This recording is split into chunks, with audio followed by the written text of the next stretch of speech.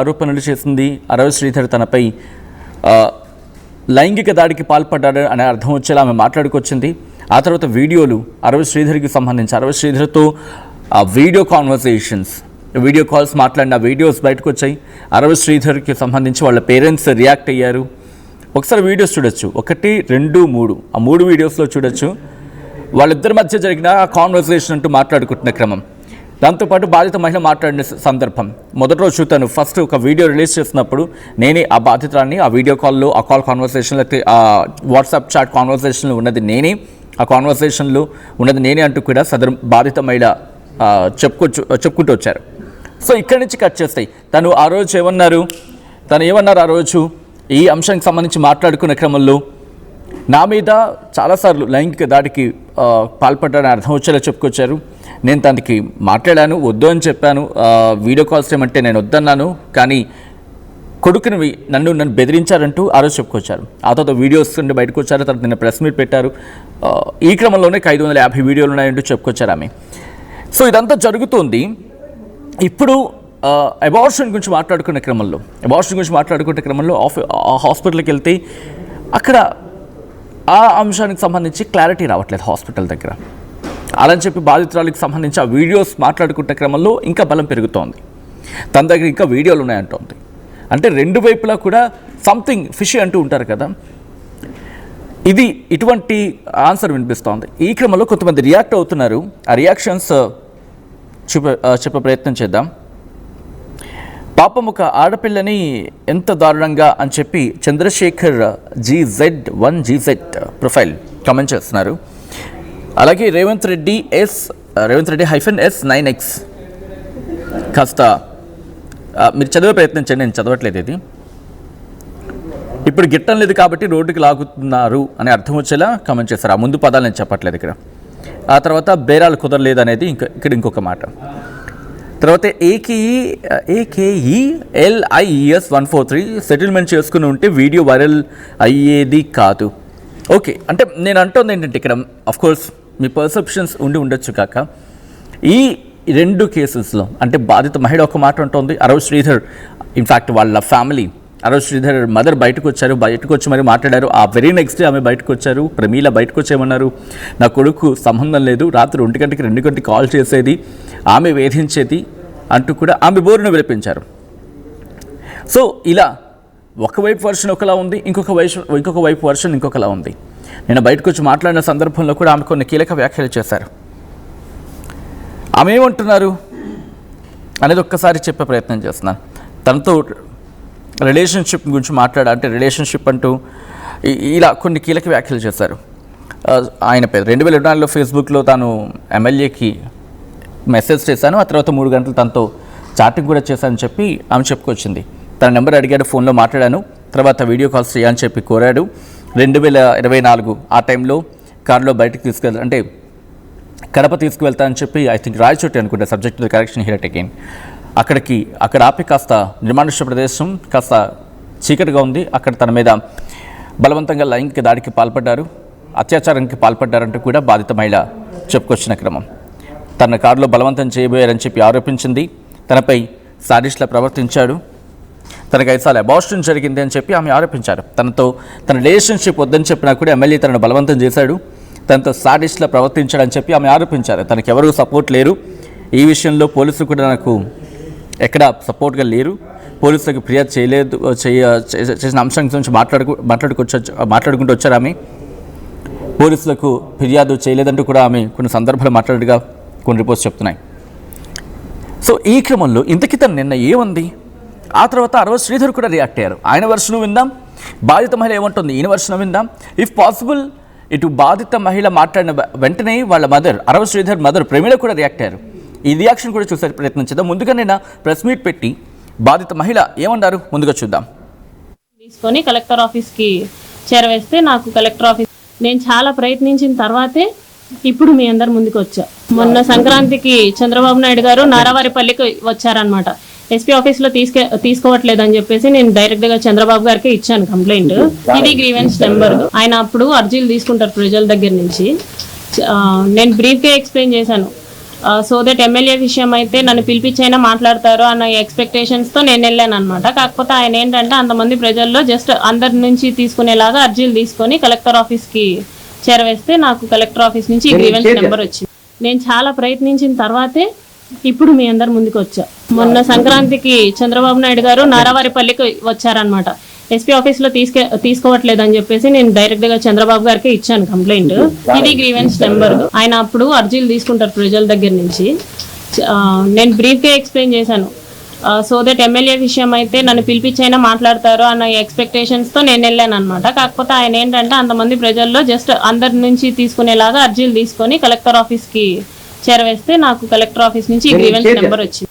నేను చాలా ప్రయత్నించిన తర్వాతే ఇప్పుడు మీ అందరి ముందుకు వచ్చా. మొన్న సంక్రాంతికి చంద్రబాబు నాయుడు గారు నారావారిపల్లికి వచ్చారనమాట. ఎస్పీ ఆఫీస్లో తీసుకోవట్లేదని చెప్పేసి నేను డైరెక్ట్గా చంద్రబాబు గారికి ఇచ్చాను కంప్లైంట్. ఇది గ్రీవెన్స్ నెంబర్. ఆయన అప్పుడు అర్జీలు తీసుకుంటారు ప్రజల దగ్గర నుంచి. నేను బ్రీఫ్గా ఎక్స్ప్లెయిన్ చేశాను. సో దట్ ఎమ్మెల్యే విషయం అయితే నన్ను పిలిపించైనా మాట్లాడతారు అన్న ఎక్స్పెక్టేషన్స్తో నేను వెళ్ళాను అనమాట. కాకపోతే ఆయన ఏంటంటే అంతమంది ప్రజల్లో జస్ట్ అందరి నుంచి తీసుకునేలాగా అర్జీలు తీసుకొని కలెక్టర్ ఆఫీస్కి చేరవేస్తే నాకు కలెక్టర్ ఏదైతే నా మీద తప్పుడు ప్రచారం అదేవిధంగా తప్పుడు ఫేక్ డీప్ వీడియోలు ప్రచారం చేస్తున్నారో దానికి నేను సూటిగా ఆన్లైన్ క్వశ్చన్ అడుగుతున్నాను. నేను 2021 నుంచి సర్పంచ్గా 3 years కంటిన్యూగా సర్పంచ్గా పనిచేశాను. సర్పంచ్గా పనిచేసేటప్పుడు నా విలేజ్లో కావచ్చు, లేకపోతే పక్క పంచాయతీలు కావచ్చు, మండలంలో కావచ్చు, ఏ రోజైనా శ్రీధర్ ఇలాంటి తప్పులు చేస్తాడు, శ్రీధర్ పలానా తప్పులు చేస్తాడు, తప్పుడు వ్యక్తి అని నిరూపించండి.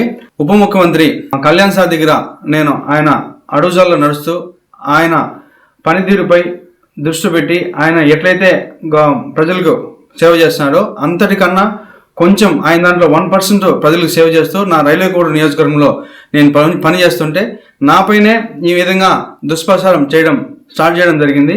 ఈ 1.5 year నుంచి నేను చేసా అంటున్నారు కదా, నేను లాస్ట్ 6 months నుంచి నన్ను ఇట్లే హరాస్మెంట్ చేస్తూ ఉంటే మా అమ్మ వెళ్ళి పోయి పోలీస్ కంప్లైంట్ కూడా ఇచ్చింది. కావున దానికి కూడా మళ్ళీ కూడా నేను దీని వెనక ఎవరున్నారు, ఎవరైతే ఈ వాంటెడ్గా చేస్తున్నారో కూడా నేను చట్టపరంగా కోర్టు నుంచే ఎట్లయితే దానికి తగిన చర్యలు తీసుకోవాలో అదేవిధంగా రైట్. అది ఇటు బాధిత మహిళ చేసిన ఆరోపణలు, దాంతోపాటు అరవ శ్రీధర్ నేను ఎక్కడ తప్పు చేయలేదు అనేది అరవ శ్రీధర్ వర్షన్. అఫ్కోర్స్ ఇప్పటికీ జనసేన ఈ అంశానికి సంబంధించి కమిటీని ఏర్పాటు చేస్తున్నట్టుగా తెలుస్తోంది. అయితే తన దగ్గర 500 వీడియోలు ఉన్నాయని చెప్పి బాధిత మహిళ చెబుతూ ఉండడం ప్రస్తుతం ఇక్కడ కొత్త మెరుపుగా చెప్పుకోవాలి. అసలు ఏం జరుగుతోంది? మరి ముఖ్యంగా 500 వీడియోని రిలీజ్ చేయబోతున్నారా, లేకపోతే ఇది కేవలం ఆరోపణలకు సంబంధించి మాత్రమే పరిమితం అవకాశం ఉందా, లేకపోతే బెదిరింపులుగా చూడాలా? ఇంతకీ ఏం జరుగుతోంది? ఆమె మళ్ళీ మాట్లాడే అవకాశం ఉందా? ఏం జరుగుతోంది డీటెయిల్గా తెలుసుకుందాం. మా ప్రతినిధి కిషోర్ అప్డేట్స్ అందించేందుకు ఫోన్ లైన్లో కంటిన్యూ అవుతున్నారు. కిషోర్, ఇంతకీ బాధిత మహిళ ఏమంటోంది? 500 వీడియోలు, లేకపోతే 500, 550, లేకపోతే what ever it may be, ఆ నెంబర్ ఎంతైనా ఉండి ఉండొచ్చు. తను ఇప్పుడు రిలీజ్ చేయబోతున్నారా, లేకపోతే వాట్ షీ వాంట్స్ అంటే తను ఏం కోరుకుంటున్నారు, ఏం చేయాలనుకుంటున్నారు? వాస్తవానికి తను కోరుకున్నట్టు ఏంటంటే తనకు న్యాయం జరగాలి. ఏదైతే తనను ఎమ్మెల్యే అరవ శ్రీధర్ మోసం చేశారు కాబట్టి నాకు ఖచ్చితంగా న్యాయం జరగాలి. ఈ న్యాయ పోరాటం నేను చేసినప్పుడు కూడా అంటే ఒక రకంగా నేను అటు పోలీసులకు కంప్లైంట్ ఇవ్వడానికి ప్రయత్నం చేసినానో చేయలేదో తెలియదు, కానీ మొత్తానికి ఎస్పీని కలవడం జరిగింది. అక్కడ వాళ్ళు ఫిర్యాదు తీసుకోలేదు అన్నటువంటిది ఆమె వాదన. మరోవైపు నారావారిపల్లికి వెళ్ళినప్పుడు కూడా అక్కడ కూడా నేను నారా చంద్రబాబు నాయుడు గారు ఇచ్చినప్పుడు ఎమ్మెల్యే కదా యాక్షన్ ఇమీడియట్లీ ఉంటుందని భావించాను. కానీ ఆయన నార్మల్ గానే ఏదైతే ప్రజల ఫిర్యాదులు ఏ విధంగా స్వీకరిస్తారో అదే తరహాలో స్వీకరించేశారు. ఆ తర్వాత తనకు ఎక్కడ అంటే ఒక రకంగా ఎక్కడ మారల్ సపోర్ట్ లేదు, ఒక్కరిగా నేను ఒక్కరిగానే పోరాటం చేస్తున్నటువంటి భావన ఆమె వ్యక్తం చేస్తుంది. ఇక్కడ ప్రధానంగా ఏదైతే తనను కడపకు తీసుకెళ్లాక మార్గం మధ్యలో ఒక ప్రాంతంలో అంటే ఒక నిర్మానుషమైనటువంటి ప్రాంతం, ఆ ప్రాంతంలోకి తీసుకెళ్లి తన పైన లైంగిక దాడి చేశాడన్నది తను చెప్తున్నటువంటి మాట. అయితే ఇంత జరుగుతున్నా ఎందుకు స్థానికంగా ఉన్న పోలీసులకు ఫిర్యాదు చేయలేదన్నది వాళ్ళ తల్లి ప్రశ్నిస్తున్నారు. ఎందుకంటే తరచుగా తనను రోజు ఫోన్లు చేసి అర్ధరాత్రి పూట ఫోన్లు చేసి వేధించేది. ఈ విషయం పైన కూడా నేను పోలీస్ స్టేషన్ లో కంప్లైంట్ చేశాను. అదే విధంగా ఒక రోజు అర్ధరాత్రి ఏదైతే రైల్వే పోలీసులు గస్తీ నిర్వహిస్తున్న టైంలో ఏదైతే బైపాస్ రోడ్ లో నిలబడుకోండి ఇక్కడ ఎందుకున్నారని కూడా ఆ పోలీసులు ప్రశ్నించి వెంటనే ఆమెను ఇంటికి చేరవేసి ఆ సెల్ఫీ ఫోటో తీసుకుని ఆ ఫోటో తీసుకున్న తర్వాత కూడా అది కూడా స్టేషన్లో పెట్టారు. అంటే ఆమె ఒక రకంగా మనుషులను టార్గెట్ చేసుకొని ఈ విధంగా వేధించి ఆ తర్వాత డబ్బులు గుంజే ప్రయత్నం చేస్తున్నటువంటి వాదన వాళ్ళు వినిపిస్తున్నారు. అయితే ఇక్కడ ఇది పూర్తి స్థాయిలో ఆమె దగ్గర ఉన్నటువంటి 500 వీడియోలను రిలీజ్ చేస్తుందా, లేకుంటే తాను న్యాయస్థానానికి వెళ్ళి న్యాయ పోరాటం చేయబోతుందా అన్నటువంటి విషయం పైన నిన్న క్లారిటీ ఇచ్చింది. నేను న్యాయ పోరాటం చేస్తాను, ఎందుకంటే నాకు ఏదైతే పోలీసులు సహకరిస్తారన్నటువంటి భావన నాకు లేదు. ఎందుకంటే ఇప్పుడు అంతా కూడా అధికారంలో ఉన్న పార్టీ కాబట్టి ఖచ్చితంగా పోలీసులు వారికే అత్తాసు పలికే అవకాశం ఉంటుంది. కాబట్టి నేను న్యాయపరంగా చర్యలు తీసుకునేటువంటి విషయం పైన కూడా నేను పోరాటం చేయబోతున్నాను కూడా ఆమె స్పష్టం చేయండి. అంటే వీటన్నిటినీ కూడా ఇప్పుడు ఏదైతే కమిటీ జనసేన అధినేత పవన్ కళ్యాణ్ కూడా ఇప్పటికే కమిటీని వేయడం జరిగింది. టీసీ వరుణ్, అదేవిధంగా శివశంకర్ మహిళలు కూడా వేయటం జరిగింది. అంటే ఈ ముగ్గురితో కలిసి విచారణ పూర్తి స్థాయిలో విచారణ చేపట్టాలని, అంటే విచారణ చేపట్టే నేపథ్యంలో కూడా ఆమె దగ్గర ఏం వీడియోలు ఉన్నాయి, అదేవిధంగా అరవత్ శ్రీధర్ దగ్గర ఏం వీడియోలు ఉన్నాయి, అసలు ఏం జరిగింది, ఎందుకు ఈ వ్యవహారం ఇంతకాలం పాటు నడిచింది, అంటే ఒక రకంగా తనను వేధించాడంటుంది. ఆ తర్వాత వేధించిన నేపథ్యంలో ఎందుకు పోలీసులను కానీ లేకుంటే ఎవరైనా జనసేన అధినేతను కానీ ఎవరైనా ఎందుకు కలవలేకపోయింది, అంటే దీంట్లో ఏదో కొంత సంథింగ్ జరిగిందన్నటువంటి భావన. ఎందుకంటే పోలీస్ స్టేషన్లో ఫిర్యాదు చేసి 9వ తేదీ తన తల్లి పోలీస్ స్టేషన్లో ఫిర్యాదు చేసింది. అయితే ఫిర్యాదు చేసింది జనవరిలో ఫిర్యాదు చేస్తే ఆ తర్వాత సైలెంట్ గా ఉంది. ఒక్కసారిగా ఈ వ్యవహారాలన్నీ బయట పెట్టింది. అంటే ఒక రకంగా డబ్బులు గుంజే ప్రయత్నం చేసింది. డబ్బులు ఇవ్వకపోవడంతో ఈ విధంగా వీడియోలను తీసి బహిర్గతం చేస్తుంది. అవి కూడా అన్ని కూడా ఫేకే. నా కొడుకు ఇక్కడ తప్పు చేయలేదు, నా కొడుకు తప్పు చేసి ఉంటే ఎందుకు నాకు చెప్పలేదు, అంటే కుటుంబ సభ్యులు మేమున్నాం మాకెందుకు చెప్పలేదు. ఒకసారి తనేమో తూర్పుగోదావరి జిల్లా ఆ తర్వాత రైల్వే కోడ్ అంటారు. అంటే వాళ్ళ బావ అన్నటువంటి మాటలు కూడా ఇది ఏదైతే తనతో చాటింగ్ చేసిన సందర్భంగా నేను